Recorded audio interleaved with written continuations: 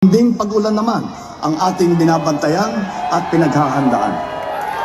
Mahigit 5,500 flood control project ang natapos na at marami pang iba ang kasalukuyang ginagawa sa buong bansa.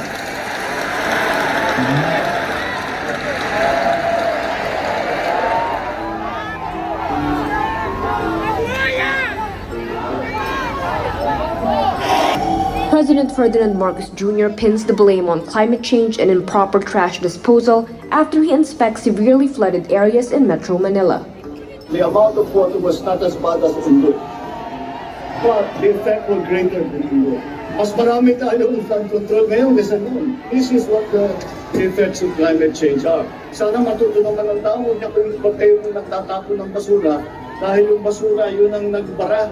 Unang-una po sa lahat sa ating mga kababayan, gusto ko mong malaman yung lahat na yung binanggit ni BBM sa SONA 2024, pinalakpakan ng mga congressman. Ang sabi niya, I built 5,500 flood control. Wala po yun, sinungaling po. Napuntahan ko na lahat ng probinsya. Naging presidente ko ng Governor's League, Mayor's League, Councilor's League, tinanong ko lahat. Wala po. Ang sinasabi nila, meron dito, Ghost Project, meron dito. So, buong Pilipinas, wala. 5,500 ang sinabi niya. Na, para patunayan ko sa inyo na nagsisinungaling, sa dami ng pinuntang ko na, wala akong makita, pinuntang ko lang yung probinsya niya, supposed to be a model. Dahil probinsya ng presidente, anak niya ang congressman. Pinuntang ko po yun, pabalik-balik. Tumitsempo lang kami dahil may mga iba nagbabantay. So, gumamit kami ng drone na medyo moderno dahil na-measure niya yung project at nakakalipad hanggang 20 kilometers. At doon namin nakita yung mga project na puro puti at sinasemento na. Ngayon, ipapakita ko po, eto na prueba na sinungaling si BBM.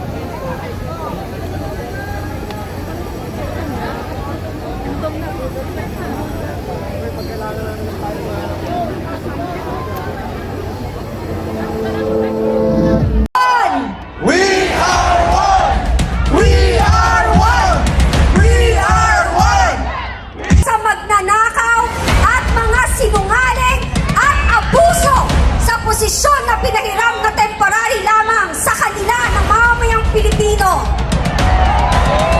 Hindi tayo dapat matakot sa kanila. Dahil tayo ang amo nila. Ang tax ng bayan ang nagpapasweldo sa kanilang lahat. Nang sila natutulog sa mga komportabling bahay, di aircon, kumakain ng masasarap na pagkain. Pero ang mga ordinaryong mamamayang Pilipino, minimum wage earner. Kayo, believe na talaga ako sa inyong lahat. Ang nag-iisang INC na kapananindigan ay talaga naman yung kapatiran nyo. Pag tinawag na kapatid, sama-sama at totoo. We are one! We are one! We are one! We are one! We are one na ayaw sa buhaya.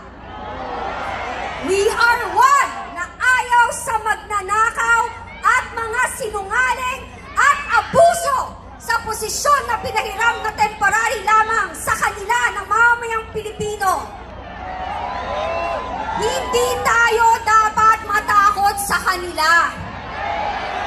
Dahil tayo ang amo nila.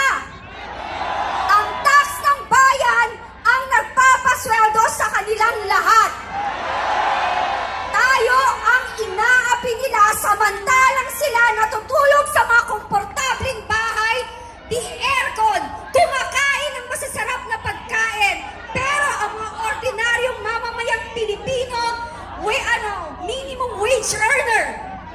Hirap na hirap. Magkano isang kilo ng bigas ngayon? 50, di ba? 60. Okay. Magkano minimum wage? 500. Pucha, sorry. Sorry guys. Alam ko bawal, pero hindi ka nakakapagpigil eh. So, 500, isipin mo wala pang 10 kilo ng bigas. Di ba? 635. 95. What's that say? 10 kilos. Sa isang kilo, ilan nakakakain? 5? Tatlo? Oh my gosh, tatlo yung iba. 5? Tatlo. Okay, tatlo lang daw. Minimum sa Pilipino, 4 sa isang pamilya. Nanay, tatay, 2 anak. Okay? So imagine ninyo, 1 kilo, 3. Kulang, di ba? Paano pa ang tubig? Pambayad sa tubig. Pambayad sa kuryenteng mahal. Ano yung pambayad sa upa? Pamasahin nyo araw-araw.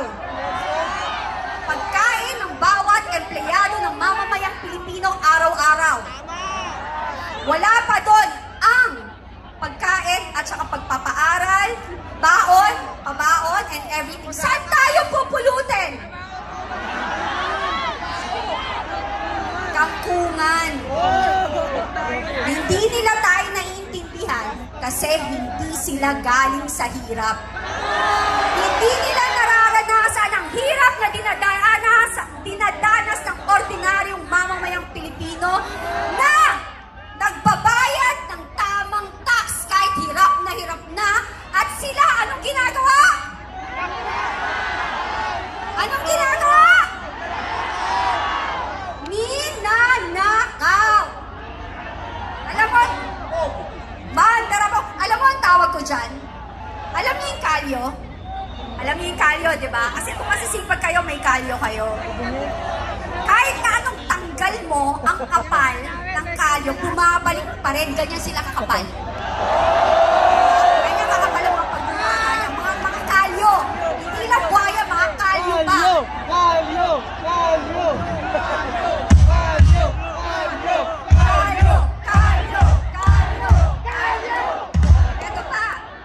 Eto na mga mainstream media ngayon, ang sabi nila, yung mga bayaran dyan, siya kayo, mahiya kayo, sabi nyo, wala ng tao at kukunti ang tao dito sa EDSA. Nuknukan kayo na sinungaling! Sinungaling kayo! Sa mga gumagawa ng issue sa rally dito ng INC sa EDSA, inggit kayo kasi hindi nyo kayang manindigan! Manindigan kayo sa personal nyong interes! Sisiraan nyo ang dami nyong page pinagagawa sa Facebook. Ano inaano ba kayo ng INC? Kinakalaban nga nila mga magnanakaw eh! Kayo, akampi ba kayo ng magnanakaw kaya nyo tinitira ang INC? Lahat nag-i-issue dito, sa rally dito sa EDSA, kakampi kayo ng mga magnanakaw at nakinabang kayo sa maleta! Makapal na kayo kayo, makapal nyo!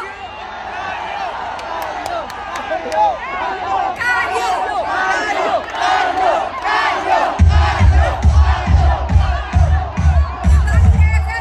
Alam mo, kakagulat eh. Actually, hindi nakakagulat.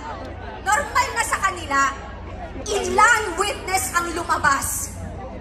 Lahat kapag hindi pabor sa kanila, dinidemanda, pinapasama, kinukulong. Lantaran ang kawalang hiyaan na pinagtatakpan ang pagnanakaw sa gobyerno. Sila lahat damay. Alam mo, ang Diyos marunong. Paulit-ulit ko to sinasabi. Ang karma, hindi mo alam saan tatama. Minsan, doon sa hindi mo inaasahan. Sa anak mo, sa mahal mo sa buhay, o sa sarili mong kabuhayan. Ano, lunod na tayo sa kasinungalingan! Lunod na tayo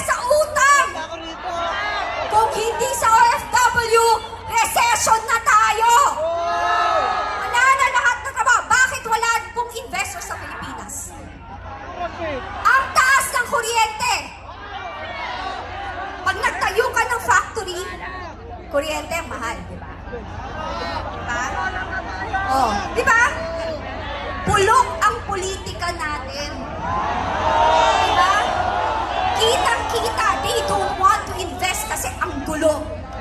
Tapos eto mga mamamayang Pilipino dito, naninindigan, ginagawan kayo ng issue ng mga inggitero, kakampi na mga magnanakaw.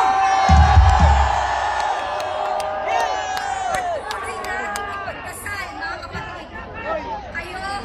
Kayo, kakapal ng mukha nyo. Sobra.